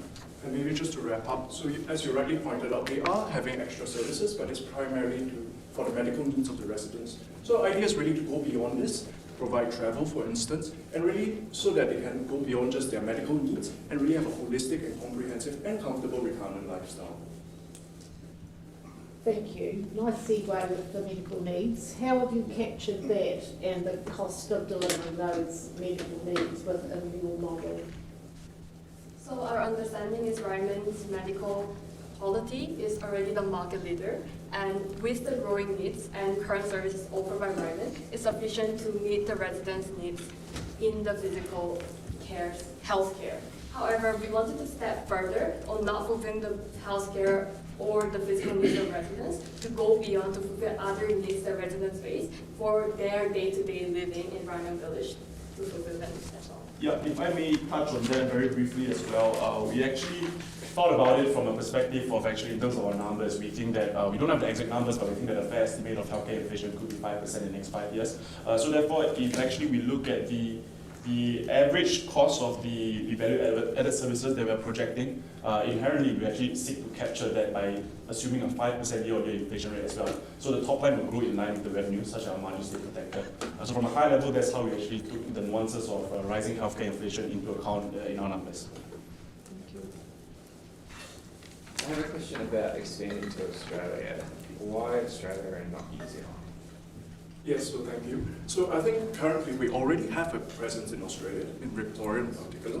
So our strategy is not just to expand in Australia, but we understand that we're already a market leader in New Zealand. And the reality is that the market is much smaller than Australia. So the expansion in Australia is more of a complementary long-term strategy for Ryman to grow as a company beyond the domestic market in New Zealand, because we're already a market leader with a high penetration rate and a high occupancy rate. So we will reach a point of time in the future that we will not be able to really expand domestically, and which is why we're looking to expand in Australia instead. How long do you think it will take for us to reach that point in New Zealand? In New Zealand? So when we look at market size, New Zealand's Asian population is projected to grow to 1 billion, but in the long run, Australia's Asian population is expected to grow to 6 billion. And given our existing presence in New Zealand being the market leader, it is lucrative for us to tap into a larger market in capturing the competitive landscape and fulfill the market needs. And we believe the potential of Ryman in filling the market and being the leader in Australia as well. Yeah, we don't have exact numbers for when exactly we will reach the saturation point, but some proxies that we looked at would be that they already have over 40% share, they are the market leader. In terms of their actual own pipeline, they do have 8 planned facilities with planned completion dates in the next 5 financial years. So we believe that that is actually an indication that there is still some headroom for growth, especially in New Zealand, as we rightfully pointed out that some of the macro trends applies to both New Zealand and Australia. I guess our strategy, just to reiterate, is really to show that we are aligned with Ryman's long-term goal and their long-term focus, such that when the macroeconomic conditions become better, we do implement actually, we do intend to look out for new properties to expand in Australia as well. Can you walk me through your numbers on the value-added services and how you're driving that I'm creating an increase of ARPU of 45%. Can you just talk me through the breakdown of that and then get back to this one? Yeah, sure.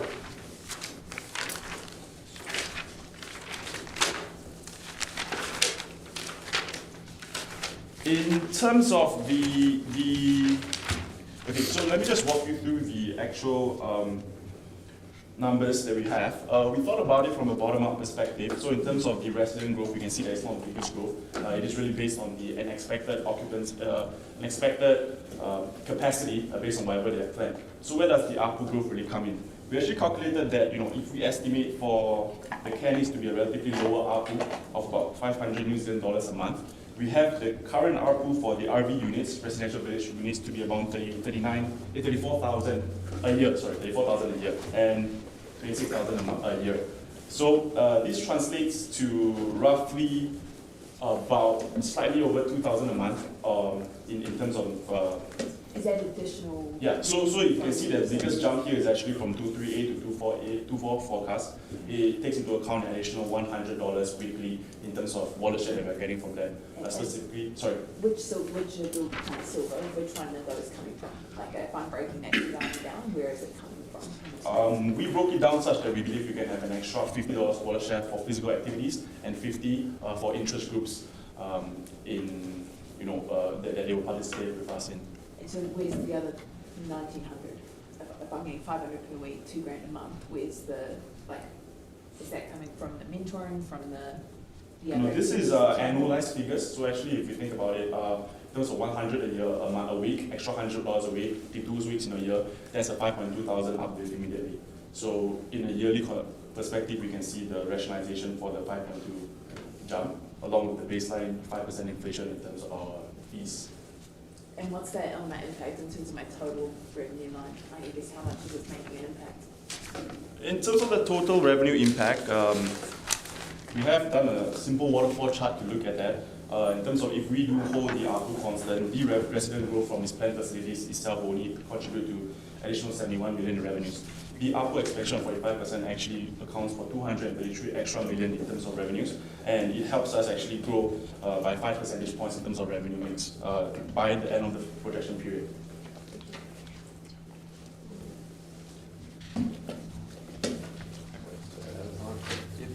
Thank you guys.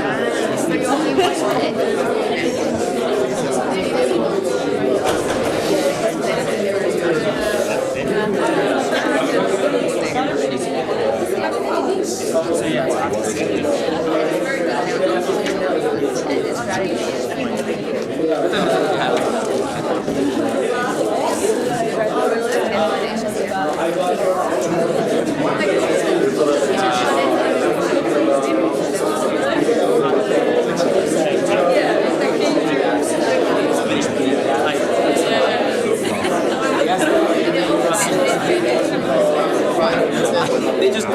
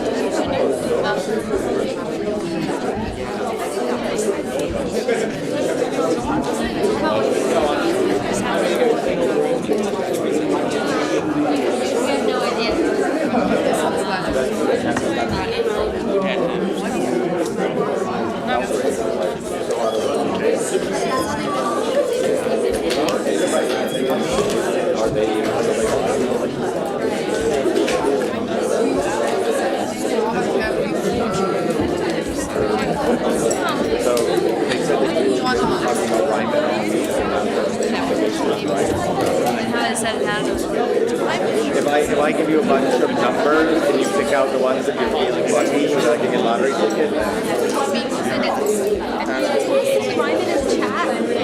No, you did not send right. Come on. They would just be talking about it.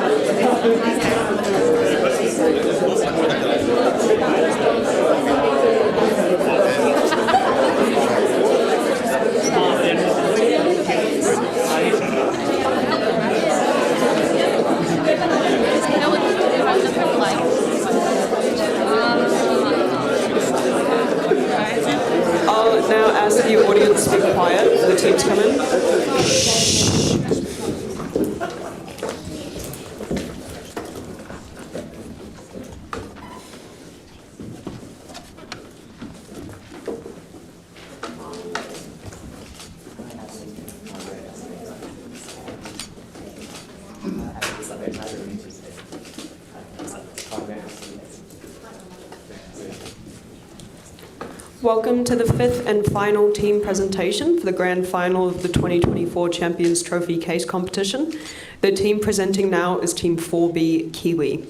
On the judging panel today, we have Matt Fui, Corporate Development at MetLife Care, Laurie Pedler, Operations Manager at Bupa, and Taylor Brown, Vice President of Strategy at Jarden.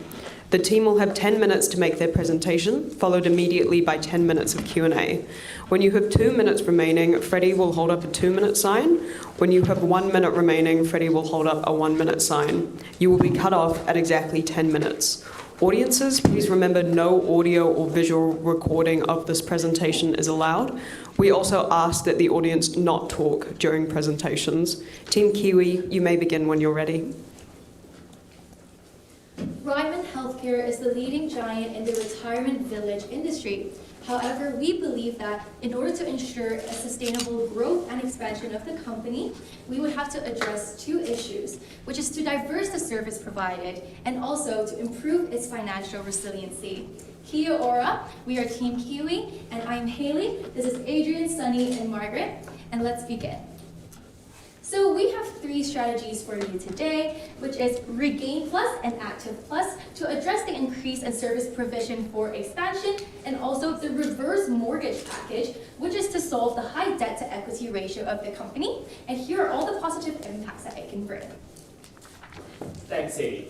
With regards to the financial resilience and the potential growth for Ryman Healthcare, we have turned to 2 key observations and why they are difficult to meet. So the first of all is the high debt to equity ratio and a slowing growth in the new occupancy rates of sales. And these are difficult to overcome as challenges because currently Ryman Healthcare has its pricing strategy that relies on a high liability, whereas its inability to meet diversifying market demand means that demand is going to slow for Ryman Healthcare. And in the industry overall, we can also see that debt capacity is the key issue that has to be solved. Whereas when we analyze the market needs, we have identified that affordability, the preference for active retirement lifestyle, and the increasing population of dementia are the 3 key issues that Ryman Healthcare has to tackle in order to build a financial resilience as well as growth potential. And therefore, we have come up with 4 potential solutions, and we have evaluated them across 4 different evaluator criteria, being existing capabilities, lower capital investments, a diversifying revenue stream, as well as the reducing debt and liability. And across these 4 solutions, we have identified that new pricing strategy, new provision with dementia services, as well as the new provision of recreational activities being the key to address Ryman Healthcare's issues. Now, let me introduce you to our strategies today. The first one would be Regain Plus, which targets people with dementia and the increasing population with it. The second one being Active Plus, so people who would prefer an active retirement lifestyle, as well as Reverse Mortgage Package, which improves the affordability of Ryman Healthcare's service provision. Now let me pass the time to Haley to share more about our first strategy. Thank you. So let's take a look at these numbers first. So by 2050, 3% of New Zealand residents would actually be predicted to have dementia, which is 10% of the 65 plus population. However, there are some current issues that New Zealand faces. For example, there is inconsistent quality of care, and also there is no adequate funding of the dementia treatment programs. That's why we see an increase in demand and an increase in urgency for this huge social issue. That's why we believe that Ryman Healthcare should launch a brand new service branch, which is Regain Plus, a dementia treatment program. It would be an additional package charging 10,000 NZD per year and would be added onto the initial cost. So who are we targeting? We are targeting the increasing number of dementia patients in New Zealand and in the Ryman healthcare system already. And we're also targeting people with severe cases of dementia who probably cannot be treated or helped by the family members alone and requires professional care. So this is an actual case from Hong Kong community centers. So in Hong Kong community centers, in order to treat these dementia patients, music classes, math games, and chess classes are provided amongst a lot. So we believe that it would be important for Ryman Healthcare to have these programs led by social workers, university students who are trying to get into social working and would like an internship experience, and also volunteers from the general public. This is because we would like to reduce the reliancy on medical licensed staff and nurses, and it is extremely expensive to hire them, and there is a shortage in the market in general. And we have different targets for the program. First of all, to lower the deterioration rate of dementia, as we believe that these programs are able to help prolong their healthy period. And we would also like to alleviate some pressures on families who are unable to take care of these patients. And we would help Ryman Healthcare provide an all-rounded healthcare services. So for our short-term targets, we initially want to launch the test runs in New Zealand villages, and we would hire 162 new caretakers, which would be the social workers, and 1,300 dementia people would have signed up. So for the long-term plan, we would like to expand to all New Zealand villages and also expand to Australia. So I've chose 4 sites. This is because these 4 sites are currently under planning, and it is able to develop some dementia-focused facilities such as new buildings and tools. Thank you, Haley. Moving on to our second strategy, it is an Active Plus, and it is a self-paid outdoor activity within the community that will be financed by the residents themselves. So our target audiences will be 13K residents in our villages, and also people who have a demand for active lifestyle. So we provide the choices of outdoor walking, natural walking, bird watching, paddle sports, and also fishing. So it is led by the social workers, partners with some local tourism companies, and also the staff from Raymond. And by this strategy, we can actually form an active lifestyle within our community and also increase the social bonding within the community. And the impact in the short term that it can bring is to address the active lifestyle demand within our village residents, and also to tackle the loneliness that the residents may feel, and also to increase the social bonding within the community. And in the long-term target, we plan to explore and also develop our own recreational facilities and also active facility within our villages. For example, if we have a coastal village that already been developed, then we can have fishing activities that will be financed by Raymond itself. And also if we have villages near the mountain, then we can organize some low-level hiking for residents. And still, it is a self-paid services, so in the long term, that when Ravens have this kind of services, it will have additional cash flow from these activities. Thanks, Margaret. With regards to our third strategy, being the reverse mortgage package, we see that the current DMF model means that we have a high liability and a very late revenue recognition, and this really leads to our low debt capacity issue. And in order to better understand our proposed strategy, let's take a deeper dive into its current business model. So we see that, for example, when Sam joins Ryman Healthcare, he has to pay $900,000 of cash, and when he exits Ryman Healthcare, he will regain that $900,000 of cash and minus the DMF charge, which basically means the long-term cost of staying with Ryman. Whereas when we consider Ryman Healthcare's standpoint, we see that actually there is a $900,000 cash of liability that actually sits with each customer that comes to Ryman Healthcare, which is a great liability and really deteriorates the debt-to-equity ratio for the company. Whereas for the revenue, it also needs at least 5 years when the DMF is actually realized when the customer exits Ryman Healthcare. And therefore, our new strategy is to partner with banks, for example, ANZ, so that Sam can use a reverse mortgage now with his house that is probably worth about $900,000 or more, and that would allow him to finance Ryman Healthcare services. So the payments from the bank to Ryman Healthcare would be separated into a lump sum and a monthly payment. The lump sum will be replacing the new sales for occupational rights, whereas the monthly payments will replace the original weekly fees for care and village fees. And therefore, when even Sam exits the company, there will be there will be a lower payments to SAM, as well as a lower liability, which is actually effectively reduced to zero based on this new business model.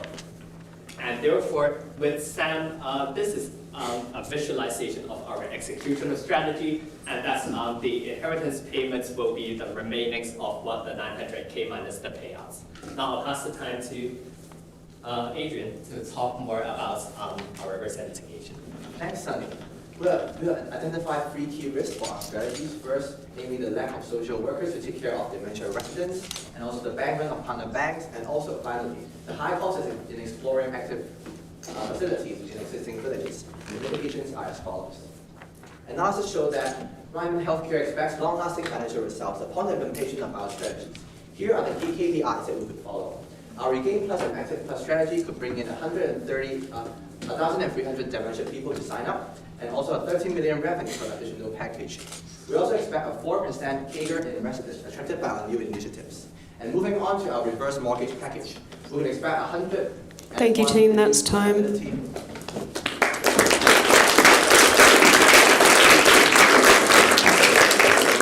You now have 10 minutes for Q&A. Thank you for your presentation. Dementia.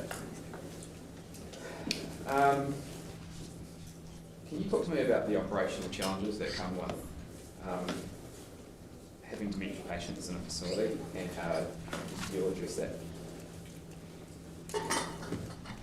Thank you very much for your question. So we understand that dementia patients may actually have difficulty in communicating with some of the staff, as well as needing actually specialized trained social workers to actually communicate with them and provide some of the trainings that prevents their cognitive functions from further deteriorating.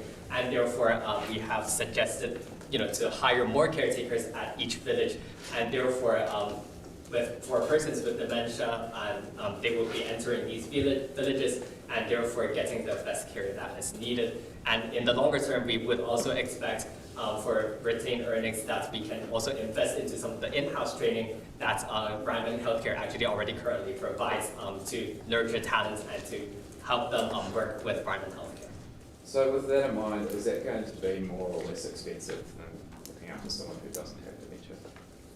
Yes, that would be correct. However, we do believe that more than just supporting people with dementia diseases, we also believe that they have more payment potential with regards to other activities that they join. So for example, with the dementia services that we would provide in the Regain Plus activity, it is also separately financed and therefore should not be a very high liability in terms of the bottom line of the service.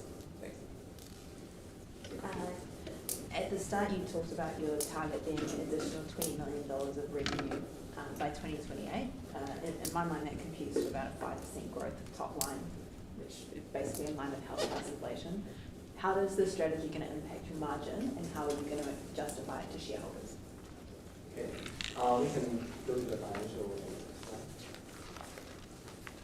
Our strategy, our main goal strategy, there are 2 main goals of the strategy. First of all, the Regain Plus and Active Plus are going to bring a 4% CAGR of residents attracted because they are new facilities, and we also target on dementia people, so we have a competitive advantage. This will expect us to attract more residents.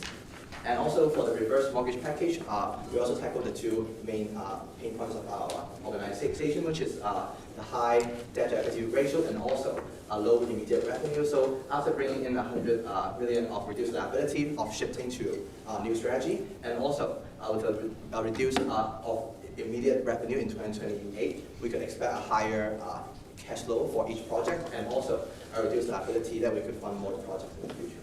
Thank you. Could you tell me what your short-term strategy, what time frame did you allocate to that short-term, please? Can you have a question? We can move to the interpretation.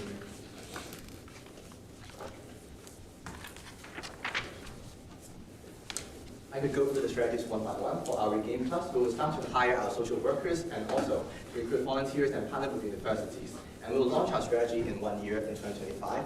And for the Active Plus, we will also start to partner with local tours and also followed by planning and launch at also 2025. And finally, for our reverse mortgage package, we will also collaborate with banks and also negotiate with banks about the conditions and launch in 2025. And for these strategies, we would, for the Redeem Trust, we will continuously improve our course from the feedback of the participants. And also for Active Plus, for longer term strategy, we will launch village-specific tours in 2027. You had a slide sort of sitting out an example, occupational right agreement where on exit, the 900K has to be refunded to the outgoing resident. So Ryder will then look to resell that unit at that point in time, and so they'll have another payment coming in from a future resident. So do we actually need to worry about that liability if we're going to continue to resell the units as they continue? Yes, we believe that there's certainly a need to actually avoid this kind of liability, because not only that reduces our debt capacity in terms of raising other funds in any other occasions that is needed, it also means that we are unable to deliver our shareholder value as well, because we have a very high liability in order to generate a lower level of income. And therefore, with our new strategy, we will be effectively eliminating any needs for liability with regards to this new specific pricing model. And on the other hand, the revenue is also going to be recognized a lot earlier than the original expected timeline, and therefore it would create a stronger shareholder value for the investors going into Ryman Healthcare, and it should surge the Ryman Healthcare share price by a lot. We also don't pay interest on that 900K, so isn't that a good thing for us? Isn't that free funding?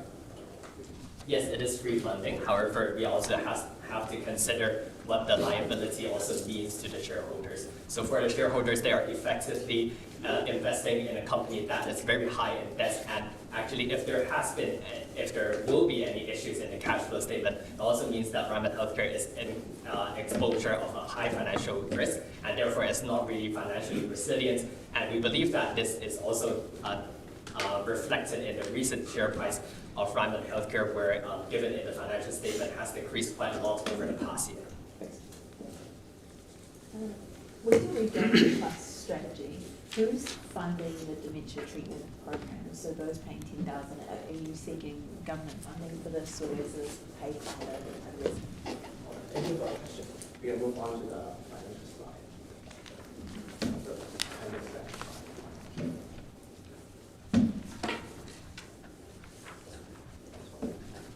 We have calculated the cost of recruiting the volunteer of social workers, which is the main cost of our program, and we plan to recruit 162 caretakers, and taking an average salary of caretaker of 80K per year, we could estimate the cost of the program annually is 13 million. And because this program, we are not trying to take extremely high margins for this program. We're only doing break-even pricing. So expecting 1.3 thousands of participants, we could charge 10K NZD for each participant. Okay, so sorry, I'll just ask you, I guess what's the reason for not charging a margin on this product? The core reason we are not charging an additional margin on this product is in order for more customers to feel engaged and to really see the benefits of Ryman Healthcare, to come to Ryman Healthcare for quality services. We believe that increasing the margin would also cause a poorer reputation with Ryman Healthcare. That's if we are just increasing the price because the customer has dementia, it is effectively just a stereotype and effectively just making it more difficult for them to access healthcare. And therefore, we believe that the cost already reflects the level of quality and the services that we're providing to our customers.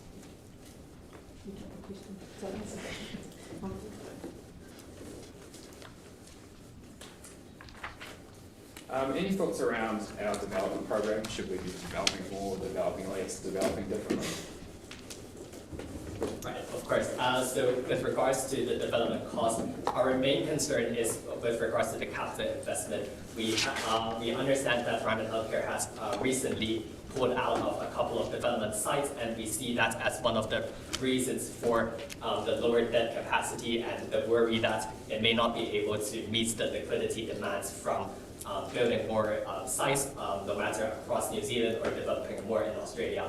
And therefore, we believe that the core business potential remains within expanding the service provision so that we can attract more customers within the existing markets where we have more network as well as more demand from our customers. And therefore, we believe that with a time period of 5 years, it is more reasonable to move into expanding our current market selection rather than developing in further other markets or developing more villages, so to speak.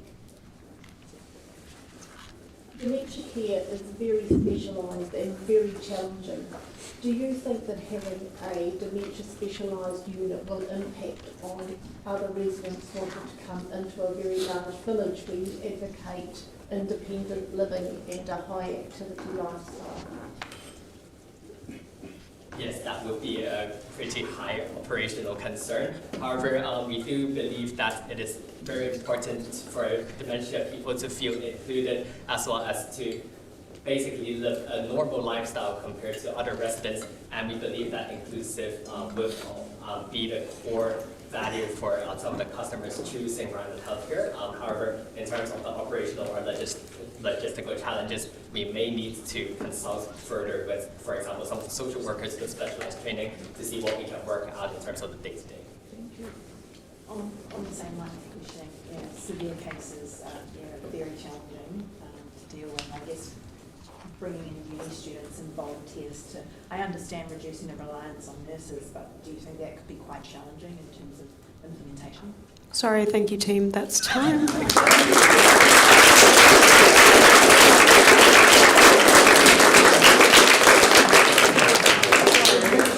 think that happens every time. If I could ask everyone to just stay seated while we just prepare for the next part of the day.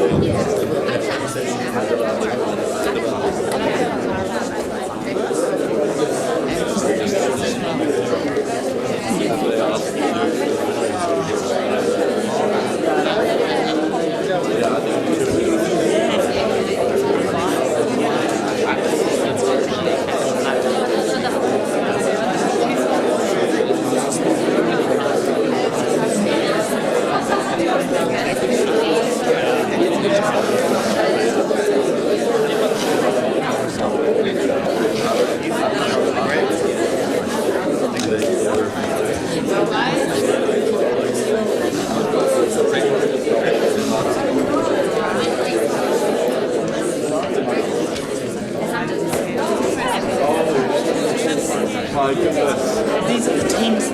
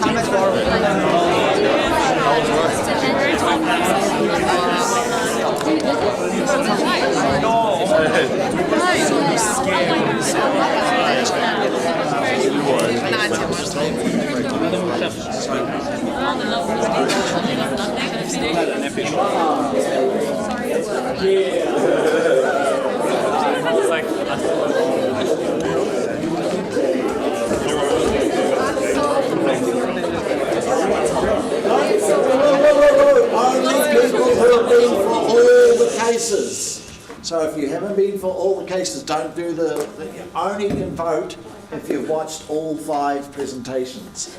Advisors are also not allowed to vote. Okay, BP says advisors are allowed to vote. If anybody asked Luke, it was BP, not me. Thank you. Finalist teams, you're also not allowed to vote. It doesn't work? Oh.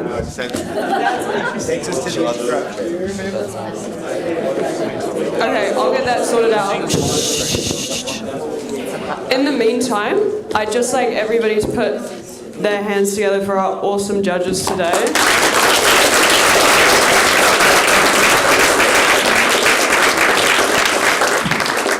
We'd like to thank you so much for your time and your feedback and your comments, and we have a small token of appreciation for you.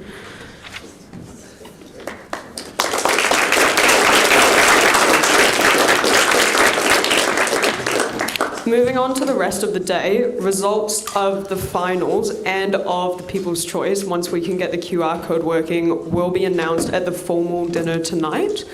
I believe a bus from Waipa is leaving at about 6:30. For anybody who's staying at Waipa or going to Waipa now and would like to catch a bus to the Maritime dinner.